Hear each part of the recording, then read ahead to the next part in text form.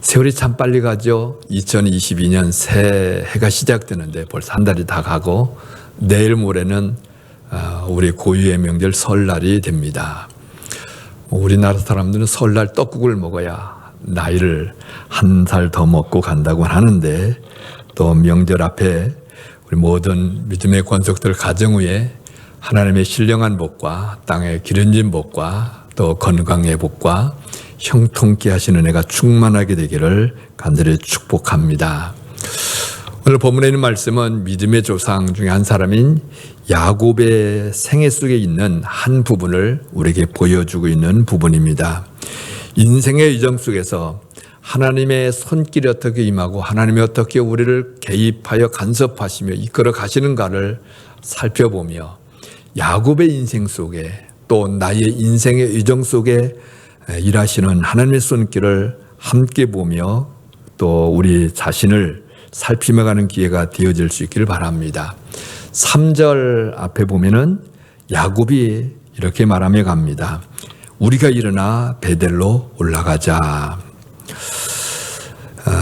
야곱의 모든 아들 직설들이 다 베델로 올라가자고 이렇게 말씀을 하고 있는데, 이 생각이 야곱에게서 나온 것이 아니라 1절에 보면 하나님이 그렇게 사인을 주고 일러주셨기 때문에 그런 말을 했습니다. 1절에 보면은 하나님이 야곱에게 이르시되 일어나 베델로 올라가서 거기서 제단을 쌓으라, 이런 말씀을 해 주셨습니다. 하나님이 야곱의 인생에 개입하여 말씀하신 것이죠. 우리는 인생의 여정이 내가 원하는 데 내가 만들어가는 것처럼 보이지만 배후에서 역사하시는 하나님의 주도하심과 이끌어가신 손길 속에 있음을 우리는 알게 됩니다. 이러한 손길들을 잘 이해하면 할수록 우리가 하나님과 동행하는 은혜의 풍성함을 더 잘 누리고 성숙해가는 이러한 자리로 가게 될 것입니다. 하나님께서 야곱에게, 또 야곱은 자기 식솔들에게 우리가 일어나 베델로 올라가자 했습니다. 베델이 어떤 곳인데 베델로 올라가자고 말씀하시는 것인지, 우리는 베델이 어디며 어떤 의미가 있는지를 먼저 살펴보는 것이 더 잘 이해하는 데 도움이 됩니다. 1절 하반절에 보면은 이런 말씀을 하고 있죠. 내가 네 형 에서의 낯을 피하여 도망하던 때에 내게 나타났던 하나님께, 이런 말씀을 하고 있습니다. 7절도 하반절에 이런 말씀하고 있죠. 이는 그의 형의 낯을 피할 때에 하나님이 거기서 그에게 나타나셨음이더라. 하나님이 나타나셨다는 거예요. 하나님이 나타나셨다는 것은 어떤 의미인가 이렇게 질문하면 하나님을 만났다, 이런 의미예요. 인격적으로 하나님을 만나고 실제 하시고 역사하신 하나님을 경험했다 하는 이러한 의미가 됩니다. 여러분은 언제 하나님을 만나셨어요? 여러분은 언제 인격적으로 주님과 만나고 마주치고 경험하는 이러한 자로 가셨습니까?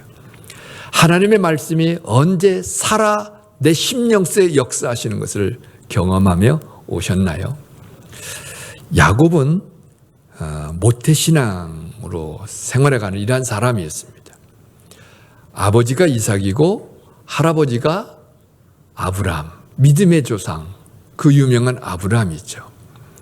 아브라함이 몇 세까지 살았는지 아십니까? 175세까지 살았습니다. 이삭을 몇 세에 낳았죠? 100세에 낳았습니다.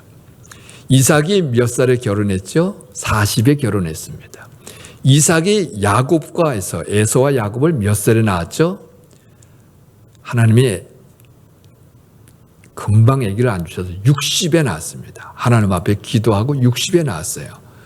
그러면 이삭이 60세에 그 에서와 야곱을 낳았는데 그때 아브라함은 몇 살이에요? 175세가 돌아가신 나이니까 15년을 야곱과 함께 생활한 이러한 부분을 우리가 나이와 이제 결혼한 거 이걸 다 살펴보면 알 수 있습니다. 할아버지 이야기를 들으면서 아버지의 이야기를 들으면서 제단을 쌓는 것을 얼마 되지 않아도 보면서 야곱의 마음속에는 하나님 앞에 가까이 가고 하나님을 잘 섬겨서 복을 받아야 되겠다 하는 생각을 많이 했던 것 같아요.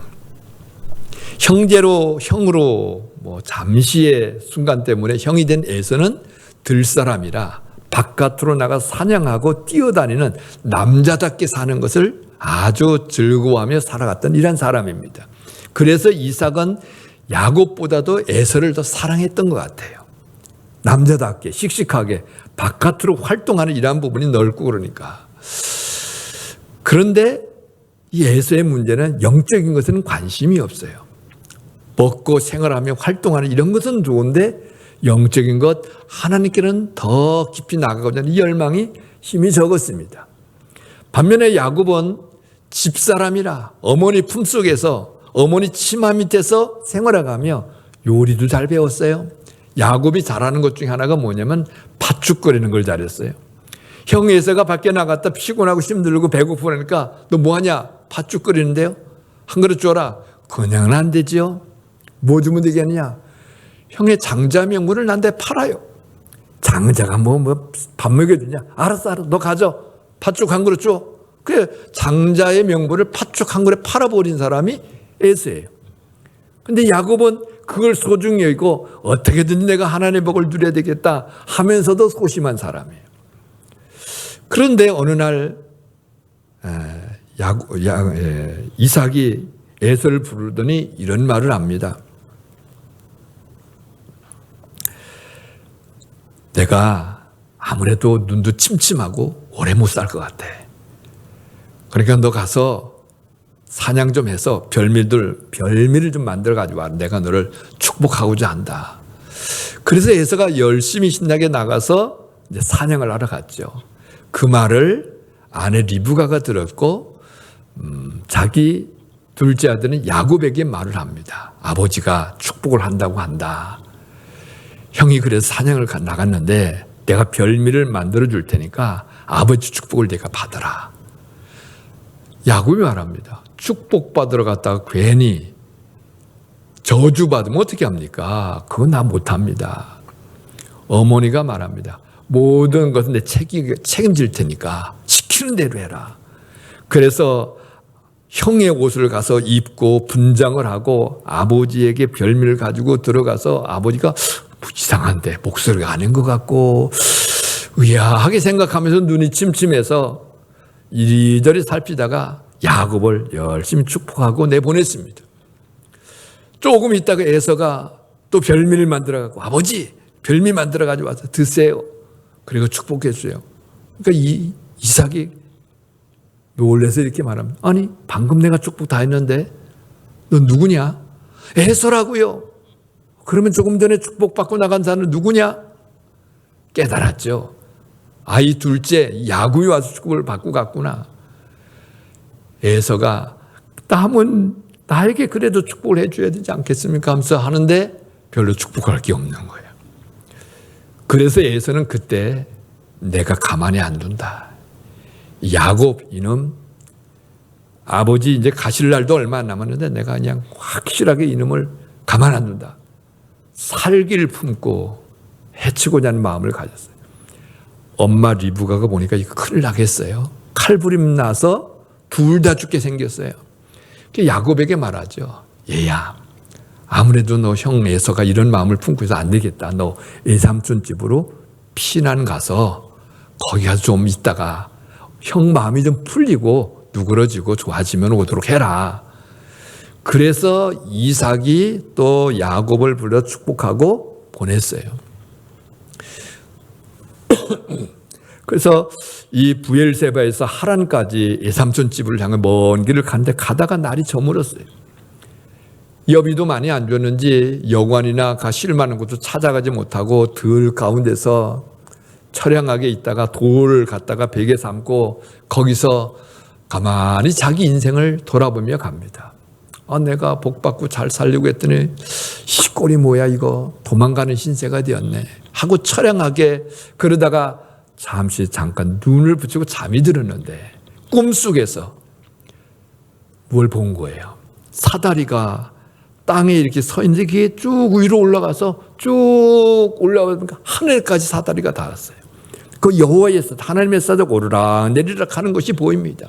그 위에 보니까 하나님이 서 계시는 거예요.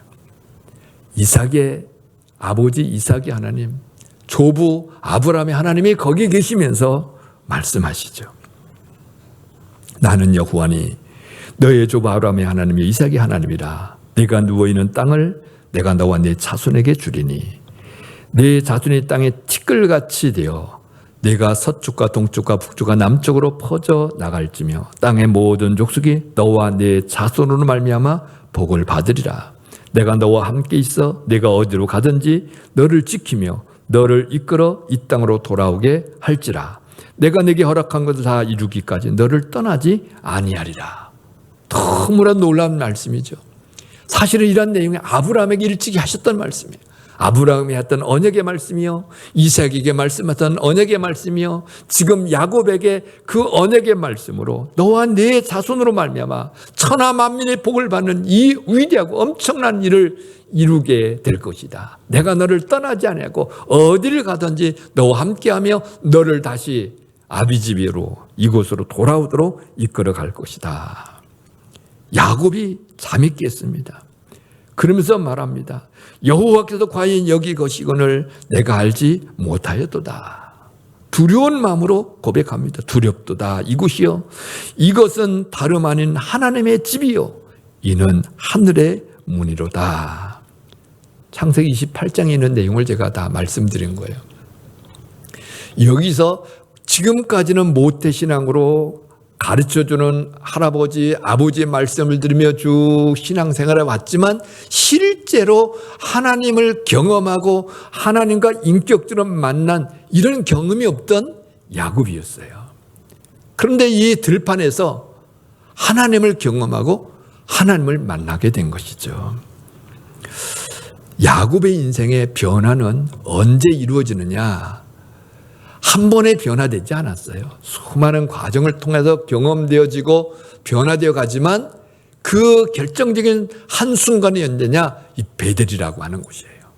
이 베델에서 난생 처음 하나님의 실체를 경험하고 하나님의 임재하심과 인격적으로 만나주신 이것을 경험한 것이죠. 이때부터 야곱의 인생은 변화된 거예요. 우리는 우리 자신은 언제 인격적으로 주님을 만나는가 한번 다시 생각해 보십시오. 부모님이 신앙생활하니까 모태신앙으로, 어느 날 또 가족 중에 지인이 권고하고 같이 하자고 해서 교회를 나와서 참석하고 같이 예배 드리고 가다 보니까 괜찮아요. 좋아요. 분위기도 좋고 사람도 좋고 친구도 생기고, 그래서 같이 신앙생활하면서 신앙생활이 이렇게 하는가 보다. 열심히 또 봉사도 하고 배우기도 하고 그러면 갑니다. 그럼에도 불구하고 믿음으로 내가 복을 받고 잘 살아야 되겠다는 열망을 가지고 신앙생활을 하면서도 인격적으로 주님을 만나지 못했던 이러한 사람이 야곱처럼 전능하시고 위대하신 하나님을 경험하고 만나면, 말씀을 경험하고 체험하면 그때부터 인생이 바뀌는 거예요. 야곱은 도망자의 인생이었지만 베델이라는 이곳에서 하나님을 만나고 난 다음에 이제는 도망자의 인생이 아니에요.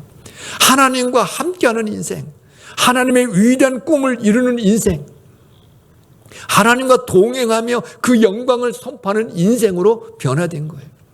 여러분, 우리가 삶을 살아가면서 잘 점검해 보세요. 하나님을 믿고 예수를 믿는 것은 예수님이 나에게 복을 주시고 나에게 잘되게 하시고 내가 복을 위해서 행복하고 우리 가문이 잘되고 그걸 원해서 신앙생활을 하시죠. 시작은 그렇게 가는 거예요. 누구나 다. 그런데 하나님을 진짜 만나면 하나님이 가시는 길을 함께 동참하고 하나님이 하시고자 하는 일에 같이 동참하고 내 꿈, 내 비전, 내 생각, 내 뜻을 이루기에 다름질하는 것이 아니라 하나님의 거룩한 영광과 뜻을 이루기에 내 생애가 들어지고 쓰임받기를 원해서 살아가는 거예요. 그곳에서 행복이 있는 것이고 그곳에서 풍성함이 있는 것이고 그곳에서 상급이 있는 이런 자리로 가는 것이죠. 내가 중심이 아니라 하나님이 중심이 되어가는 이러한 자리로 가게 되는 거예요. 야곱의 인생이 이렇게 획기적으로 변한 전환점을 가져온 곳이 바로 이 베델이에요. 원래 그 땅은 루스라고 그랬어요. 루스라고 하는 곳인데 하나님의 임재와 하나님의 음성을 듣고 나서 그곳을 베델이라고 이름을 바꿨죠. 의미가 뭐예요? 하나님의 집이라는 거예요. 하나님의 집이고 하늘이 열리는 이란 곳이 이곳이다. 이게 이제 베드로가 경험하고 고백한 이라는 곳이죠. 그래서 야곱은 그 뒤로 하나님과 함께 동행하는 이러한 삶을 삽니다. 일삼촌 집으로 갔죠. 잠시 있다가 오려고 갔어요. 형을 피하여 도망하듯 해서 일삼촌 집에 갔는데 거기서 몇 년을 살아요? 일삼촌 집에 가니까 애사촌 되죠. 라헬이 너무 예쁘고 너무 마음에 들어서 너무 좋아서 라헬을 아내로 맞이하면 좋겠다 하는 생각을 했어요. 일삼촌에게 요청을 이야기를 했더니 내 딸을 남에게 주는 것부터 너에게 줘도 괜찮겠지 하고 이 라헬을 아내로 주겠다고 말하며 결혼식을 했는데 너 라헬과 결혼하면 7년을 나한테 봉사해야 돼. 그게 문제입니까? 당연히 하죠. 그게 결혼식을 딱 하고 오늘날처럼 전기불도 없고 컴컴한데 밤에 이제 신부 방으로 다 들어갔는데 자고 나고 아침에 보니까 라헬이 아니라 레아예요. 깜짝 놀라서 장인어른 때가 따지죠. 아니 나는 라헬과 결혼한다고 하는데 왜 레아가 내 옆에 있습니까? 장인어른이 말합니다. 우리 동네는 언니가 결혼도 안 돼 동생을 먼저 시집 보내는 법이 없어. 이왕 라헬을 내 아내로 취하고 싶으면 그 언니 레아도 그 당시는 일부 다처제가 용인들이란 때였기 때문에 같이 데리고 살아. 대신에 라헬을 위해서도 7년이지만 레아를 위해서도 나한테 7년 해야 돼. 14년 동안 일삼촌 집에서 열심히 일하면서 아내 둘을 데리고 이제 자식을 낳으며 생활해 가죠. 그리고 한 14년이 지난 다음에 아무래도 자식도 낳고 이렇게 생활하면 안 되겠다. 이제 아버지 집으로 돌아가야 되겠다 하고 가겠다고 하니까 일삼촌이 붙잡아요. 가만히 라반이 살펴보니까 야곱이 복덩어리거든요. 우리 집에 와서 야곱이 일하면서 우리 집에 하는 모든 게 다 잘 되는 거예요. 그래서 야곱이 떠나가면 아무래도 큰 손해다 이런 생각 드니까 얘야 더 좀 있어라. 품삯을 계산해서 너에게 충분히 줄 테니까 나 좀 더 있으라. 그래서 몇 년을 더 있어요? 6년을 더 있어요. 이게 자그마치 20년 동안 일삼촌 집에서 일을 했어요. 잠시 형의 낯을 피하여 갔던 길이 20년이 걸렸어요. 여러분 부천 사시죠? 또 멀리 사시는 분도 있지만 어떻게 부천에 와서 사셨어요? 서울에 살다가 부천에 잠깐 갔다가 내가 서울로 가야지 그런 생각하고 왔는데 벌써 5년이 지나고 10년이 지나고 20년이 지나고 내가 원하는 데 되는 게 하나도 없어요. 저도 부천이 어디 있는지도 모르고 있다가 부천에 얼떨결에 여기 가서 좀 섬기라 해서 왔는데 벌써 35년이 지났습니다. 부천 사람이 돼버렸죠. 우리의 계획대로 되어지는 게 없어요. 하나님의 섭리와 인도하심 속에 이루어지게 되는 것을 보게 됩니다. 야곱이 이제는 20년을 라반의 집에 있다가 이제 아내를 설득하고 가족을 설득해서 이제 아버지 집으로 돌아오게 되는데 그 과정 속에 많은 사건도 일어났죠. 근데 그건 다 이야기할 수 없고 이제는 집에 가까이 오면서 이런 생각이 들었어요. 형이 나를 해하려고 했었는데 아무래도 그냥 가면 안 되겠다. 먼저 사람을 보내서 내가 갑니다 하고 이제 통보를 하니까 형이 장정 400명을 이끌고 온다는 거예요. 이 야곱이 또 옛날 생각나며 형의 마음이 안 변했구나. 나를 죽이려고 하는구나. 큰일 났구나. 앞서 보낼 사람 보내보내 제일 뒤에 남았는데 하나님이 찾아와서 또 약복관계 씨름하잖아요. 그 씨름 기도 속에서 하나님이 내 이름을 이스라엘이라고 해라. 하나님과 씨름하여 이겼다. 하나님과 싸워 이길 사람이 어디 있습니까 세상에. 하나님이 야곱을 인정했다. 이런 말씀이죠. 그래서 이제 식솔들을 먼저 보내고 뒤에 도망갈 생각하다가 식솔들 자기 뒤로 다 물리고 자기가 앞장서서 형을 만나죠. 형을 만나는데 형이 죽이려고 하는 의도가 없어요. 받아줘요. 환영해요. 이런 고백을 합니다. 형님의 얼굴을 보니까 내가 하나님의 얼굴을 뵙는 것 같습니다. 야, 이 에서의 얼굴은 무슨 하나님의 얼굴이에요. 그런데 야곱은 보는 거예요. 하나님이 형의 얼굴의 그 표정을, 그 마음을 바꿔주셨구나. 하나님의 손길, 하나님의 영광을 거기서 본 거예요. 그래서 하나님의 얼굴을 뵈는 것 같습니다. 에서가 말합니다. 너 잘 왔다. 너 어려운데 내가 호위해서 안전하게 집까지 같이 가도록 해주마. 야곱이 말합니다. 형님 아닙니다. 우리 짐승은 먼 길을 왔는데 또 빨리 가면 죽습니다. 우리 아이들도 어리고 한데 우리 천천히 갈 테니까 그냥 제발 가서 편하게 계세요. 찾아가 인사드리겠습니다. 하고 형님을 다 보내고 또 천천히 가다가 이 세겜이라고 하는 곳에서 장막을 칩니다. 장막을 짓고 생활해 보니까 너무 좋아요. 그래서 장막 쳤던 땅을 은 100개를 달아주고 그 땅을 사요. 그리고 그 생활하려고 가던 도중에 그냥 안주하고 가는 것이죠. 그런 가운데 딸 디나가 오빠들 틈에서 여자 형제가 없잖아요. 심심하니까 밖에 나가서 이 동네 처녀들은 나하고 친구 사귈 사람은 누가 없을까 하고 밖에 나가서 돌아다니다가 이 하몰의 아들 세겜을 만났는데 그 성읍의 족장이죠. 족장의 아들을 너무 사랑해서 아들 이름 따라 이 성읍도 세겜이라고 이름을 지었어요. 그 세겜과 만났어요. 세겜이 딱 보니까 너무 마음에 드니까 그냥 강간해 버렸어요. 그리고 내 아내 삼고 싶다. 그렇게 이야기한 거예요. 야곱이 집에 있다가 이 소식으로 깜짝 놀랐죠. 아들들은 다 양치러 다 내보내고 혼자 있는데 이런 소식을 그러니까 난감해가지고 어쩔 줄 모르는데 아들들이 돌아왔어요. 이 상황을 이야기하니까 큰일 났다. 우리가 이렇게 모욕적인 이런 일을 당하고 있을 수가 있느냐. 그런데 하몰은 찾아와갖고 우리 아들과 결혼하자. 사돈을 맺자. 그러면 이 땅에서 좋은 땅도 사고 팔고 다 하면서 우리가 다 배려해서 줄 테니까 하자. 이렇게 말을 합니다. 그런데 강간을 당하고 수치를 당한 이러한 부분을 그대로 갈 수가 없어요. 그러던 가운데 이야기를 합니다. 당신들과 우리가 사돈을 맺으려면 우리는 하나님의 언약의 백성으로 할례를 받아야 통혼을 하고 갈 수 있지. 할례도 받지 않은 사람과 혼인을 하고 사돈을 맺어 살아가는 있을 수가 없다. 그 말하니까 세겜이 또 하몰이 우리 다 하겠다. 그래 할례를 다 받아요. 할례를 받고 3일이 지나면 제일 아픈 때거든요. 그때 히몬과 그 레이가 칼을 차고 와서 이 하몰과 세겜 그리고 그 남자들 다 쳐 죽입니다. 그리고 여인들을 잡아오기도 하고요. 집에 들어가 세간을 늑탈해가지고 돌아옵니다. 야곱이 그걸 보면 또 깜짝 놀랍니다. 이 아이들아 너 어떡하려고 그렇게 하느냐. 여기는 세겜에 있는 성읍만인 게 아니라 그 옆에 다 가나안 족속이 여러 네트워크를 이루면서 같이 협력하면서 살아가고 있는데 이들을 갖다 이렇게 하면 우리가 여기 살아남겠느냐. 아이고 큰일 났구나. 망하게 되었다. 이게 야곱이 지금 처해 있는 입장이에요. 살인극을 벌였으니 이 주위에 있던 다른 부족들이 연합해서 우리를 치면 살아남을 길이 없는 아주 위기에 접했던 이러한 때가 지금 야곱이 처해 있는 환경입니다.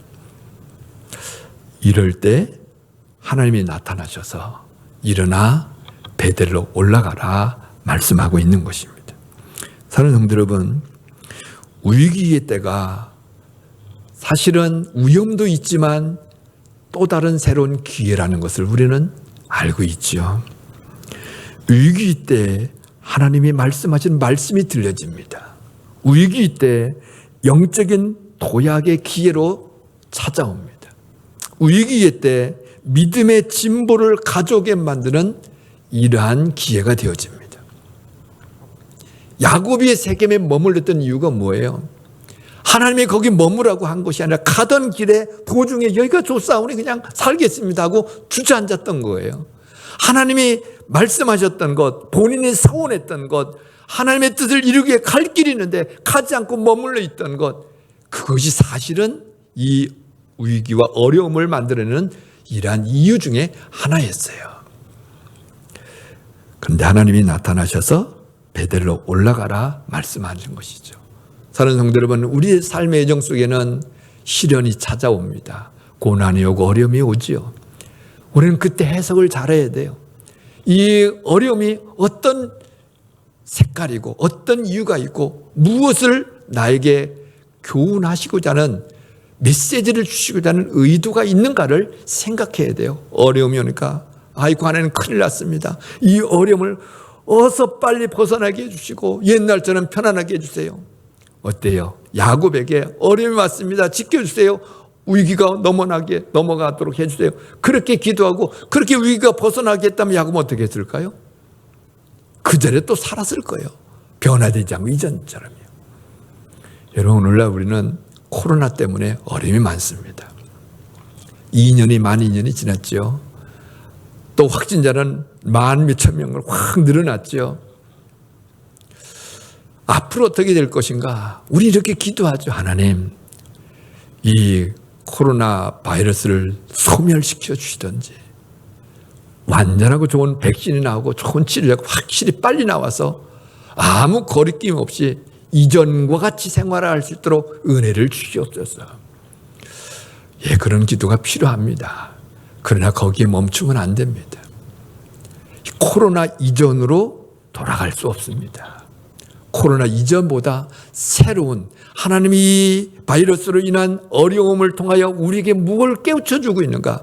우리가 무엇을 하다가 갈 길을 가지 않고 도중에 멈춰주지 않고 있는가? 우리에게 부르신 사명을 따라 서원했던 것을 이루지 않고 멈추고 있던 것이 무엇인가? 이걸 찾을 수 있어야 돼요. 하나님이 어떤 곳으로 길을 인도하고 계시는가? 하나님이 원하심이 무엇인가? 이걸 찾아야 되는 거예요. 그걸 찾지 못하면 위기의 얼음 속에 침체되고 주저앉고 도약하지 못하고 머무르는 이러한 자리로 가게 됩니다.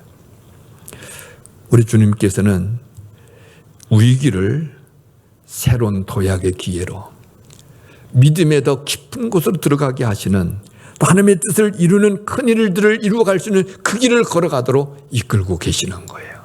일어나 베델로 올라가라. 여러분, 베델로 올라가는 이유가 뭐예요? 베델로 올라가라고 한 이유가 뭐죠?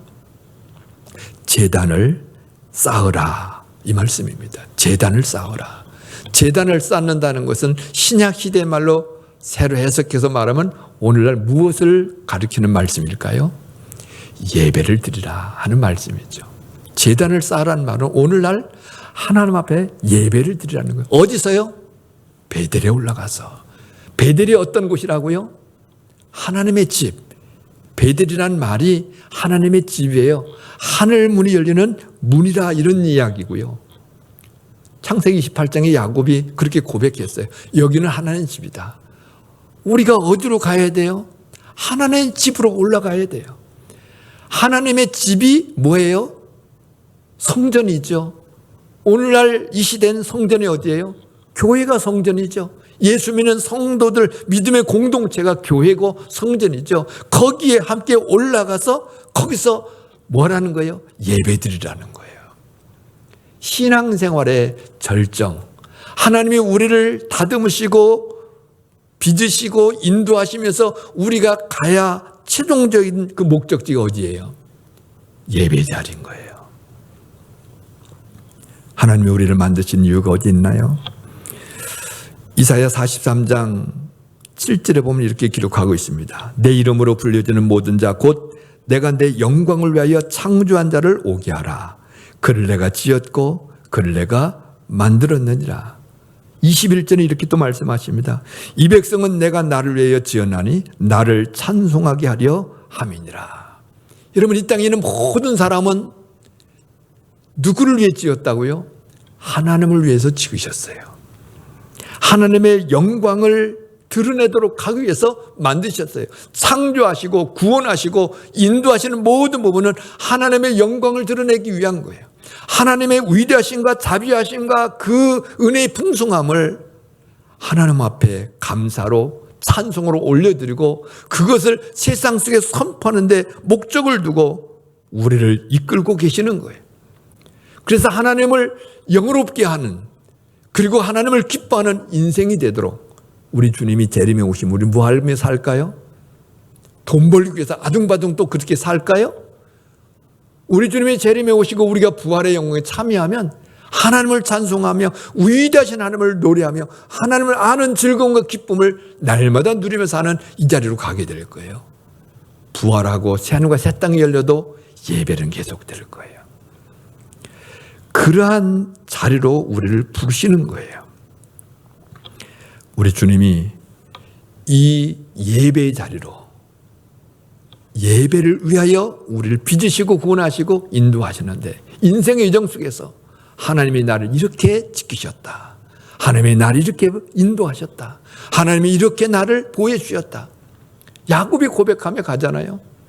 하나님이 나를 그 위기의 때, 환난의 때는 나를 보호하시고 인도하시고 먹을 걸 주시고 옷을 주시고 돌아오게 하시는 이 하나님께 내가 제단을 쌓아야 된다. 이게 야곱의 고백이에요. 우리의 고백도 살아가면서 하나님이 이와 같이 지키셨습니다. 하나님이 이렇게 나에게 길을 열어주셨습니다. 형통케 하셨습니다. 그 하나님의 능력, 위대하심을 내가 이렇게 경험했습니다.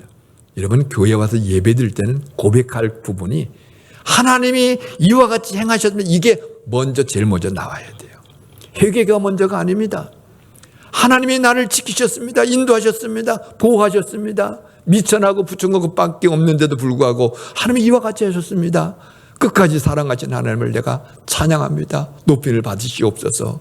하지만 저는 여전히 이렇게 못되고 악한 것이 많습니다. 용서하여 주시고 고쳐주세요. 이게 우리의 기도가 되어야 되죠. 하나님의 그 크고 놀라신 손길을 먼저 우리는 고백과 찬송해야 돼요. 그게 우리의 본분이에요. 매 주일마다 나와서 한 주간에 하나님이 이와 같이 행하셨습니다. 이와 같은 것을 내가 깨닫게 되었습니다. 이 고백하는 게 얼마나 감사해요. 얼마나 즐거운 일이에요. 얼마나 기쁜 일이에요. 하나님은 그것을 듣기를 원하시는 거예요. 하나님은 그걸 보면서 그렇지, 내가 한 거 너가 눈치챘구나, 그걸 바라시는 거예요. 예배하는 자로 나가야 되는 거죠. 예배하며 나가는 자로 나갈 때 2절에 보면 야곱이 당부하는 게 몇 가지가 있습니다. 2절을 보면은 야곱이 이에 자기 집안 사람과 자기와 함께한 모든 자에게 이르되, 세 가지를 요구하고 있습니다. 너희 중에는 이방 신상들을 버리고, 두 번째는 자신을 정결하게 하고, 세 번째로는 너희들의 의복을 바꿔 입으라. 첫 번째는 뭐 하라고 그랬죠? 이방 신상들을 버리라. 이방 신상들을 4절에 보면은 드라빔, 라헬이 아버지 집에 있는 드라빔 우상을 가지고 나왔죠. 그게 복 주는 줄 알고. 또 4절에 보면 신상 하나만 단수로 말하자면 신상 드리라 해서 많은 사람이 나름대로 다 신상을 챙겨 가지고 있어요. 귀고리도 있어요. 이 귀고리는 예쁘게 보이고 아름답게 하기 위해서 우리는 하죠. 근데 옛날에는 이 귀고리가 자기를 지켜주고 자기에게 도움을 주는 우상의 한 형상이었어요. 그런 걸 많이 가지고 나왔죠. 그러니까 은연중에 야곱의 아들들 식솔 중에는 우상을 가지고 있는 존재가 많았어요. 집에도 두기도 하고 자기 가방에 두기도 하고. 여쭙니다. 여러분 집에 우상 있나요? 없죠. 믿음의 백성인데. 여러분 가방에 부적 있나요? 부적. 없죠. 우리는 그거 다 버렸어요. 그러면 여러분에게는 우상이 전혀 없죠? 정말 그럴까요? 성경에 있는 내용을 가만히 구약성에다 살펴보면 이 구약시대 이스라엘 백성들이 참 고생을 많이 했어요. 하나님의 진노를 많이 받았어요. 하나님의 복을 주고 풍성하게 하셨는데 풍성함을 누린 것보다 하나님의 진노에 고생한 날이 훨씬 더 많아요. 왜 그럴까요? 무엇 때문에 그런 어려움을 당했는가요? 핵심은 하나예요. 우상 숭배예요.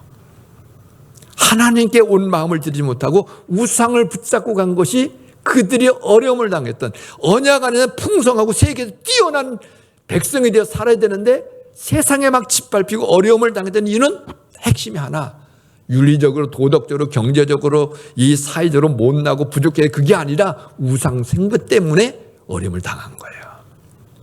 오늘날은 어떤가요? 신약시대는 어떤 우상을 가지고 있나요? 우상이라고 하는 것은 하나님이 계실 자리에 하나님이 아닌 다른 무엇이 자리 잡으면 그게 우상이에요. 사도 바울은 이렇게 말하죠. 탐심이 우상 숭배니라. 그런 말을 합니다. 부모가 우상이 되기도 하고요. 자식이 우상이 되기도 하고요. 돈이 우상이 되기도 하고요. 명예가 우상이 되고 가요. 뭐 부모, 형제, 자녀, 그게 뭐 문제야. 사랑하면 하는데 그게 문제가 됩니까? 그런데 하나님보다 더 중요하게 여기면 우상으로 바뀌는 거예요, 그게. 그래서 그런 걸 살피며 가면 한두 가지가 아니에요.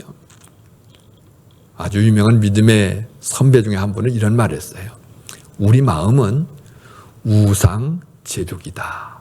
뭐 하나 버리면 또다시 우상 만들고 또다시 우상 만들고 끊임없이 우리의 마음은 우상을 만든다는 거예요. 내 안에 우상이 있는지 확인하는 방법이 있어요. 여러분은 누가 무슨 말하면 화나는 때가 있나요, 없나요? 한 번도 화 안 내요? 누가 무슨 말하면 속에서 콱 뭐가 그냥 울컥해서 겉으로 인격이 있으니까 표현은 잘 안 하고 할 때가 많지만 속에서 막 짜증나고 화가 나고 그런 것이 있을 수 있죠. 왜 그런지 아세요? 내가 소중하게 무언가 침해를 당했다는 거예요. 공격을 당했다는 거예요. 그것이 바로 예수님이라고 한다면 참 좋죠. 예수님 때문에 화가 나고 예수님 때문에 열이 나고 그러면 의로운 의분이라고 말할 수 있고 예수님을 위한 것이다 이렇게 말할 수 있는데 예수님은 아닌데 무슨 말을 괜히 짜증나고 속에서 화가 나요. 그 속 깊은 곳에 내가 예수님이 아닌 무언가를 소중히 여기는 것이 지금 공격을 받았다는 거예요. 그래서 화가 나는 거예요. 또 여러분이 정말로 두렵고 무섭고 그런 부분이 있는지 한 번 더 살펴보시기 바랍니다. 이런 마음속에 자꾸 두려움이 오는 이러한 부분은 그 안에 우상이 있는 거예요. 하나님이 함께 계시면 두려울 일이 없잖아요. 천지를 만드시고 나를 구원하고 내 생명을 주관하는 하나님이 내 안에 함께 계시면 두려울 이유가 없어요. 오늘 목숨을 잃어도 오늘 죽는다 할지라도.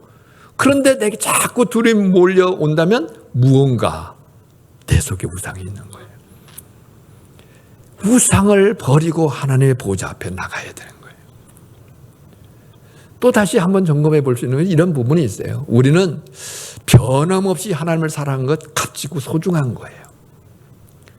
근데 변함없이 신앙으로 주님을 사랑은 값진 것인데 그것은 변하고 가면서 다른 것에 변하지 않는 것. 내 인격이 변하지 않고 신앙생활에 성장이 없는 이런 변함없는 건 좋지 않은 거예요. 그런데 마음에 우상이 있는데 그것을 버리지 않고 와서 신앙생활을 열심히 하면 그 사람이 변화가 일어나지 않아요. 신앙생활을 10년을 했는데 20년에 왜 변화가 안 돼요?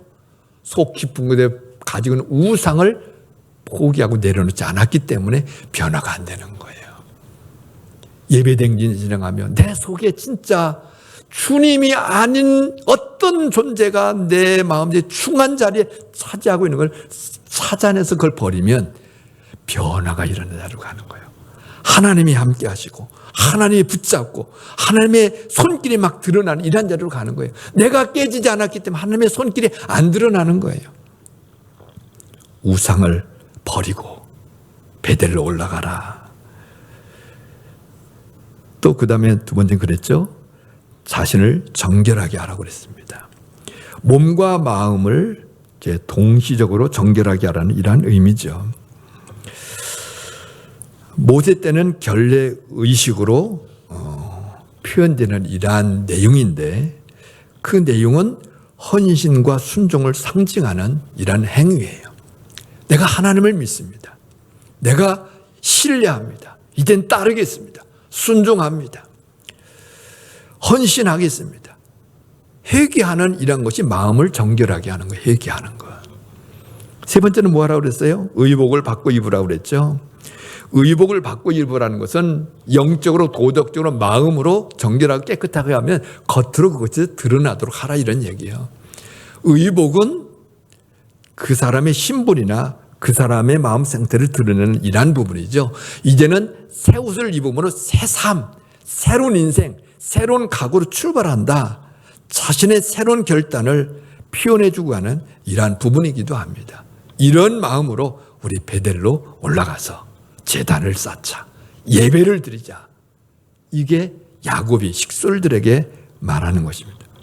감사한 것은 4절에 보면 자기의 모든 식솔들이 이방 신상들과 귀고리들과 다 가져다가 야곱에게 주니까 야곱이 상순이 나무 아래를 파고서 거기다 딱 묻어서 다 끝내버리는 이런 데로 갑니다. 그리고 뭐예요? 5절에 가보니까 그들이 떠납니다. 베델을 향하여 떠납니다. 살인극을 벌였는데 떠나요. 주위에 있던 고을들이 들고 일어나야 되는데 근데 조용합니다. 잠잠합니다. 5절에 보면 그 이유를 이렇게 설명하고 있습니다. 하나님이 그 사면 고을들로 크게 두려워하게 하셨으므로 야곱의 아들들을 추격하는 자가 없었더라. 하나님이 지켜주신 거예요. 주저앉아 있던 곳, 미루고 있고 주춤거리고 있던 이런 곳에서 새로운 믿음의 결단하고 하나님을 예배하는 자리로, 하나님을 알아가는 자리로, 하나님과 동행하는 자리로 더 깊이 들어가고자 믿음의 발길을 옮기니까 하나님이 주위의 위기들을 벗어나게 하고 지켜주고 안전하게 해주는 이 은혜를 베풀어 주는 거예요. 하나님 앞에 예배자로 더 서가고자 하는 열망을 가지고 나아가니까 우리에게 위험해. 코로나가 얼마나 많이 확산되고 있는데 교회 가지 말고 그냥 집에 있고 코로나 다 끝나면가 이러면서 가면 주저앉게 돼요. 피치 못한 사정으로 이제 우리 집에서 드릴 때도 있지만 할 수 있는 대로 코로나가 가로막아도 나는 하나님을 만나는 게 더 중요해. 병이 들어서 고생하는 것보다 하나님 만나는 게 더 중요하고 나아가는 이 믿음의 발걸음 속에 하나님이 돌보시고 지켜주시는 그리고 영적인 은혜를 누리게 하시는 이러한 자리로 이끌어 주시는 것입니다. 그 믿음으로 발걸음 옮길 때 대적을 꺾어주시고요. 위기에서 지켜주시고요. 보호해 주시고요. 해야 할 자를 무너뜨리게 되고요. 원수마귀가 역사하는 모든 걸 꺾어주시고요. 승리가 있는 자리로 이끌어 가시는 거예요. 그래 하나님이 이와 같이 하셨다고. 하나님이 내 인생에 동행해 주셨다고. 보호해 주셨다고. 채워 주셨다고. 하나님이 영광을 받아 주시옵소서. 이게 예배자인 거예요. 야곱은 베델로 올라가라고 하시는 주님의 음성을 듣고 이 길을 가신 거예요. 그 뒤로도 또 변화되는 이러한 과정이 여럿 있지만 우리의 인생 속에도 야곱의 인생 속에 개입하신 하나님의 손길이 우리에게도 찾아오고 우리에게도 방향성은 함께 가는 이러한 자리 있다는 걸 기억하시고 이와 같은 하나님의 은혜를 늘 함께 누릴 수 있기를 바랍니다. 시간 우리 같이 한번 말씀을 생각하며 또 잠시 묵상해 보시면 좋겠습니다. 여러분은 언제 주님을 인격적으로 만나셨나요? 언제 여러분이 내 중심으로 쫓겨다니는 인생이 되다가 하나님 중심으로 언약을 붙잡고 하나님의 비전을 붙잡고 가는 인생으로 바뀌어졌는가 살펴보시고요. 베델로 올라가라고 말씀하시는 주님의 음성을 듣고 내가 너무 이 자리에 안주해서 이런 어려운 위기와 접했구나. 성찰하고 내가 믿음으로 하나님 앞에 예배자로 나가기라 결단하고 우상을 버리고 정결하게 하고 옷을 갈아입고 하나님의 보좌 앞에 나가는 이러한 자리로 나아가야 되는지 그와 같은 은혜를 사모하며 갈망하는 이러한 인생이 되도록 하나님 앞에 기도하며 가실 수 있길 바랍니다. 그래서 하나님이 행하셨습니다. 하나님이 일하셨습니다. 고백하는 날마다 우리의 고백, 감사가 우리 가운데 충만하게 되기를 간절히 바랍니다. 살아계신 하나님 아버지, 야곱의 인생의 여정 속에 하나님이 개입하시고 주도하시고 일하시고 역사하시는 것을 우리에게 보여주시며 동일한 원리 속에 우리에게도 찾아와 주시고 말씀해 주시고 보호해 주시고 인도해 주시고 승리케 하시고 지켜주신 은혜를 베풀어 주심을 우리가 믿습니다. 이 영광스러운 하나님을 날마다 고백하며 증거하며 찬송하며 하나님께 영광을 돌리는 좋은 예배자가 다 되게 하여 주시고 예배를 사모하고 갈망함이 이 땅에서뿐만 아니라 주님이 재림오신 그날 그 영광의 날 새하늘과 새 땅 속에서도 위대하신 하나님을 찬송하는 이 즐거움을 갈망하며 나가는 모든 주의 백성들 되게 하여 주옵소서.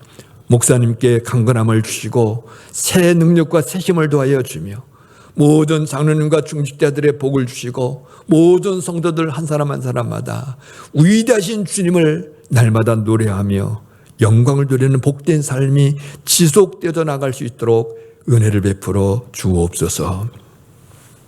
여호와는 내게 복을 주시고 너를 지키시기를 원하며 여호와는 그의 얼굴을 내게 비추사 은혜 베푸시기를 원하며 여호와는 그 얼굴을 내게로 향하여 드사 평강 주시기를 원하노라.